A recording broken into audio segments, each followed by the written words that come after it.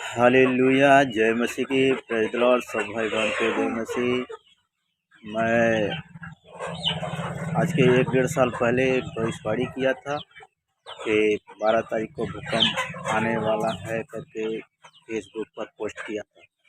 तो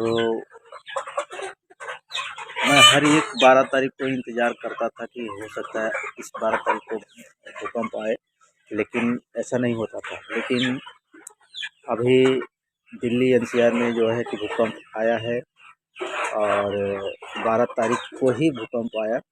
तो मुझे तब वो याद आया कि मैं तो ये दर्शन पहले ही देखा था और मैं इसके लिए भविष्यवाणी फेसबुक पर कर चुका हूँ और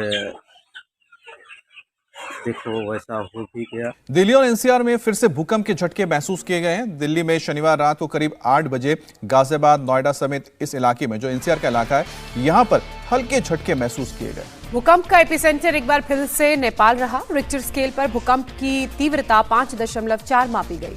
कल रात 7:57 पर यह भूकंप आया। आपको बता दें कि आईटीओ पे था तो वहाँ पे बहुत झटके एकदम महसूस हुआ कि धरती जैसे हिल रही है, तो एकदम पूरा एकदम सकपका सी गए। तो क्या हो, ये भविष्यवाणी मैं फेसबुक पर पोस्ट किया था और उसका लिंक मैं डिस्क्रिप्शन बॉक्स में दे दिया हूँ और आप उसे जा कर के चेक भी कर सकते हैं। और मैं ये प्रचार जब चर्च में कर रहा था तब इसमें बताया भी है चर्च में, और उसी चर्च का जो है वॉइस रिकॉर्डिंग वीडियो में है, आप सुने और वो लिंक भी मैं दे दिया है, आप चेक कर सकते हैं। जय मसीह। जीवित अनुपकारी परम पवित्र परमेश्वर, सनातन परमेश्वर प्रभु, हम आपके शरण बड़े दीन और नम्र होकर ये छोटी सी मंडली लेकर आते हैं। खुदावन, आपका वचन कहता है, ईश्वर राजा हे थके मंदे हुए बोझ से दबे हुए लोग मेरे पास आओ, मैं तुम्हें विश्राम दूंगा।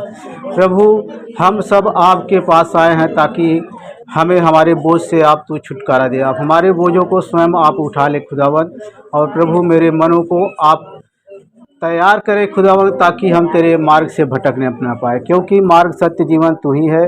और प्रभु, ये राज और पराक्रम महिमा सब कुछ तो तेरा ही है, तेरे ही है हाथों की हम सब कारीगरी है। तू जिसे चाहा मिटा दिया, जिसे चाहा उसे बना दिया ईश्वर राजा।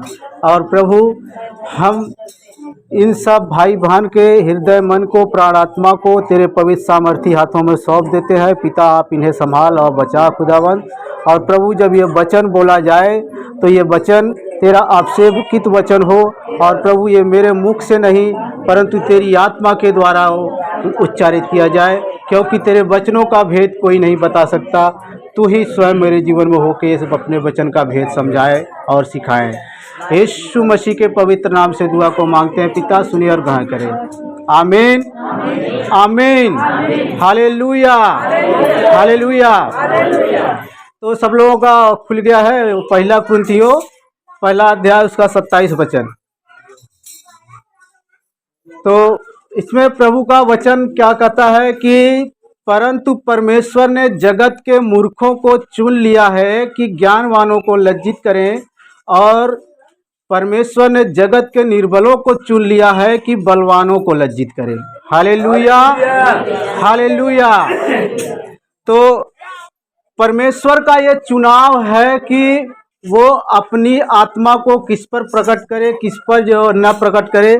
जो ज्ञानवान है, जो अपने आप को बड़ा बुद्धिमान समझते हैं, उस पर प्रभु अपने मर्म को नहीं प्रकट करता, लेकिन जो नम्र है, प्रभु के वचन में कहता है, प्रभु का वचन कहता है, धन्य है वे जो नम्र है। Hallelujah, hallelujah. जो नम्र है वही स्वर्ग का राज पाएंगे, वे स्वर्ग के राज के अधिकारी होंगे। हालेलुया। लेकिन जो नम्र नहीं बनेगा, मतलब अपने मन में घमंड रखेगा कि हमारे पास इतना खेत है, हमारे पास इतना ज़मीन है, मेरे पास है इतना धन है, मेरे पास ये मैं इतना बलवान हूँ, मैं इतना रूपवान हूँ। जैसे किसी को मतलब घमंड करने का कुछ न कुछ कारण होता है। तो प्रभु ऐसे लोगों से क्या करता है? नफरत करता है। हालेलुया। लेकिन कहता है ऐसे लोगों को प्रभु नहीं चुनता जिनके पास बहुत कुछ है, लेकिन प्रभु कहता है क्या कहता है कि परंतु परमेश्वर ने जगत के मूर्खों को, हालेलुया, जो जगत के मूर्ख हैं उनको परमेश्वर ने चुन लिया ताकि किसको लज्जित करे, जो ज्ञानवान है, जो बड़े बुद्धिमान हैं, उस पर परमेश्वर ने अपने मर्म को प्रकट किया, हालेलुया। और कह रहा है, और परमेश्वर ने जगत के नीचों और तुच्छों को वरन जो है भी नहीं उनको भी चुन लिया कि उन्हें जो व्यर्थ ठहराए, उन्हें जो है व्यर्थ ठहराए, हालेलुया। जो लोग अपने आप पर घमंड करते हैं उन लोगों को व्यर्थ ठहराने के लिए परमेश्वर ने किसको चुन लिया, जगत के नीचों को, तुच्छों को, जो है भी नहीं उन्हें भी परमेश्वर ने चुन लिया ताकि वो क्या करे, परमेश्वर के लिए बहुत फल लाएं, हालेलुया, हालेलुया। मैं एक गवाही बता रहा हूँ, परमेश्वर ने मुझ पर कुछ बातें प्रकट किया था कुछ साल पहले, मतलब आज के 1.5-2 साल पहले, कि 12 तारीख को भूकंप आएगा करके। तो परसों नहीं, कल ही भूकंप, अभी कल 12 तारीख था ना, तो कल भूकंप आया है, कल मतलब दिल्ली में भूकंप आया था। और मैं इसके लिए भविष्यवाणी पहले ही किया था, मतलब यहाँ पर तो नहीं किया था, लेकिन मैं जैसे इंटरनेट पर, फेसबुक पर मतलब कुछ भेजते रहता हूँ, तो उसी पर मैं भविष्यवाणी करके लिख कर भेजा था। और अभी कल देखो 12 तारीख था, तो 12 तारीख को ये भविष्यवाणी पूरी हुई। कल भूकंप आया था दिल्ली में, नेपाल में, पंजाब में, हरियाणा में, उत्तराखंड में, ये सब जगह पर कल भूकंप आया था। तो प्रभु का वचन यही कहता है कि परमेश्वर ने जगत के मूर्खों को चुन लिया ताकि ज्ञानवानों को लज्जित करे।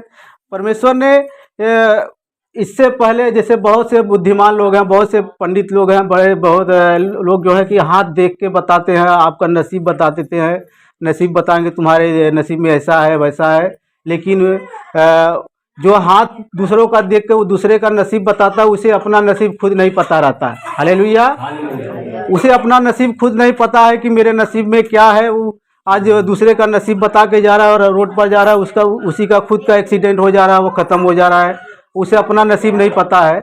लेकिन परमेश्वर ऐसे लोगों के ऊपर जो बड़े बुद्धिमान हैं उन पर अपना मर्म नहीं प्रकट करता, नहीं प्रकट किया, हालेलुया। बहुत सी बातें ऐसी है जो कि परमेश्वर के पास पहले से ही वो तैयार करके रखी गई है कि ये चीज़ ऐसे ऐसे होने वाला है, होगा, और वैसा हो भी जाता है। प्रभु ने कहा है कि मैं आऊँगा तो आएगा, लेकिन तुम क्या करो कि विश्वास करते रहो, विश्वास से भटको मत, तुम्हारा मन जो है विचलित न हो। तुम ये ना सोचो कि प्रभु अब नहीं आएगा, अब लेट हो रहा है, देर हो रहा है। देर होगा लेकिन वो होगा जरूर। मैं भी जब ऐसा दर्शन मुझे आया कि 12 तारीख को भूकंप आएगा ऐसा करके, मैं हर 12 तारीख को सोचता कि आज 12 तारीख है, लगता है आज भूकंप ऐसा ना हो आ जाए, लेकिन नहीं आता था। मैं भी सोच लिया था कि अब नहीं आएगा भूकंप, ऐसा ही मुझे लगता है फोकट में ये दर्शन आया था। लेकिन अब परसों कल जब ये आया, ये भूकंप आया दिल्ली में, तब मुझे समझ में आया तो कि कल तो 12 तारीख है, मतलब कल ही मुझे ये न्यूज़ मिला मोबाइल के जरिए। तो मुझे लगा कि ये चीज़ तो मैं पहले ही देख चुका हूँ कि 12 तारीख को भूकंप आने वाला है, लेकिन मैं खुद छोड़ दिया था इस बात को कि हो सकता है न आए अब। लेकिन ये चीज़ मैं आज के 1.5 साल पहले ये सब दर्शन देखा था, 1.5 से 1.25-2 साल हो गया। ये दर्शन में देखा था कि 12 तारीख को भूकंप आएगा, और भूकंप के बारे में ऐसा कोई भी यंत्र नहीं है कि भूकंप आने वाला है तो उसके बारे में पहले कोई यंत्र क्या है पता कर। जैसे अभी ऐसे ऐसे यंत्र बन गए हैं कि बारिश कब होगी इसके बारे में वो यंत्र बताता है। अभी नेट पर भी बताता है कि आज बारिश है कि नहीं है, कुछ दिन पहले बारिश बताता है। लेकिन भूकंप के बारे में ऐसा कोई भी अभी इलेक्ट्रॉनिक यंत्र ऐसा नहीं बना हुआ है, ना तो कोई किसी इंजीनियर ने कुछ ऐसा यंत्र बनाया है कि भूकंप के बारे में कुछ बता दे।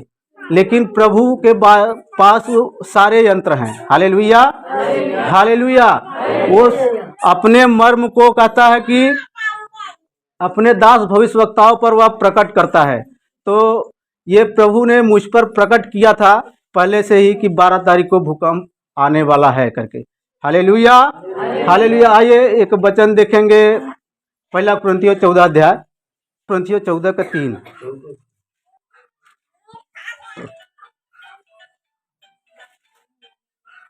हालेलुया। हालेलुया। परंतु जो भविष्यवाणी करता है वह मनुष्यों से उन्नति और उपदेश और शांति की बातें कहता है। Hallelujah, hallelujah. प्रभु का वचन कहता है, परंतु जो भविष्यवाणी करता है वह मनुष्यों से क्या करता है? उन्नति और उपदेश और शांति की बातें करता है। हालेलुया। अगर जो भविष्यवाणी को सुने, प्रभु के ओर से जो भविष्यवाणी आती है, अगर उस बात को सुने और माने, विश्वास करे, तो उसका खुद उन्नति होगा। हालेलुया। और उसे खुद शांति मिलेगी। हालेलुया। और कहता है जो अन्य भाषा में बातें करता है वह अपनी ही उन्नति करता है, परंतु जो भविष्यवाणी करता है वह कलीसिया की उन्नति करता है। किसकी उन्नति करता है?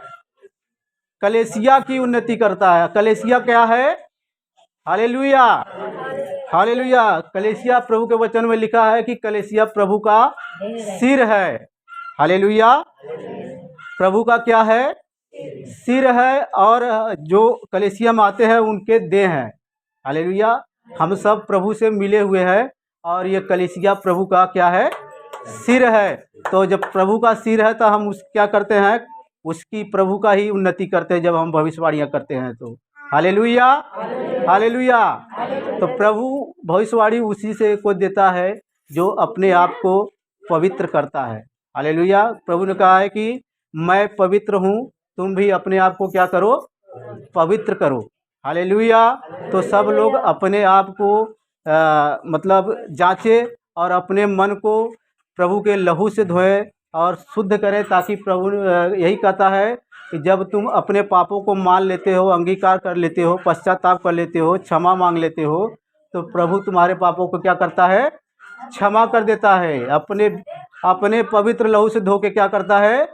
शुद्ध कर देता है, पवित्र कर देता है। हालेलुया। इसलिए कहा है कि तुम एक दूसरे के पाप को क्या करो?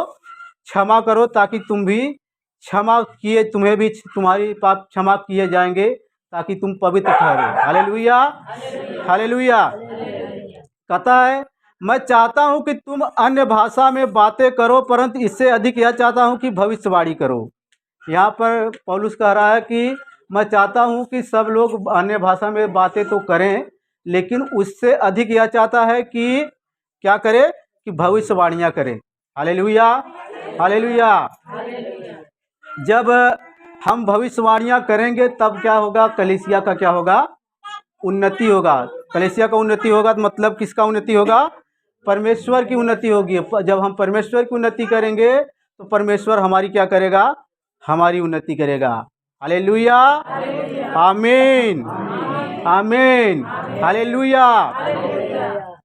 करा क्योंकि यदि अन्य भाषाएं बोलने वाला कलीसिया की उन्नति के लिए अनुवाद न करे तो भविष्यवाणी करने वाला उससे बढ़कर है। हालेलुया। अन्य भाषा में कई भाषाएं ऐसे बातें हैं जैसे कि जो अन्य भाषा बोल रहा है उसको भी नहीं समझ में आता। हालेलुया। लेकिन जो भविष्यवाणी अगर कर रहा है तो जब हम यहाँ से कुछ बोल रहे हैं तो सबको समझ में आ रहा है। हालेलुया। लेकिन अगर अन्य भाषा में कुछ बातें बोलें तो मुझे भी नहीं समझ में आएगा, जो सुन रहे हैं वो लोग उनको भी नहीं समझ में आएगा। यहीं पर अगर हम बक बक बक बक बक बक खाली करते रहें तो सबको लगेगा कि पागल है, ये बेवकूफ़ है, हम लोग बेवकूफ़ बना रहा है। लेकिन वो अन्य भाषा वालों को ऐसा समझेंगे। लेकिन जब जो भविष्यवाणी करेगा तो भविष्यवाणी सबको अपनी ही भाषा में बताएगा आदमी। Hallelujah, hallelujah. तो मैं इस वचन को यहीं पर समाप्त करता हूँ और आप सब लोगों के प्रभु इस वचन से आशीष दे। आइए इस वचन के लिए प्रार्थना करते हैं। जीवित अनुकारी परम पवित्र परमेश्वर, हम धन्यवाद देते हैं यीशु राजा कि प्रभु आपने मुझे इस्तेमाल किया और अपने कार्य में प्रभु इस्तेमाल किया, इसके लिए मैं धन्यवाद देता हूँ। और प्रार्थना करते हैं खुदावंत, ये वचन जो इन लोगों के बीच में बोया गया, ये पिता 100 गुना फल लाने पाए। जैसे जोते हुए खेत में 100 गुना फल उगता है, वैसे ही ये वचन इनके जीवन में स्थान पाए। यीशु मसीह के पवित्र नाम से दुआ को मांगते हैं पिता, सुने और ग्रहण करें। आमीन, आमीन, हालेलुया, हालेलुया, जय मसीह की।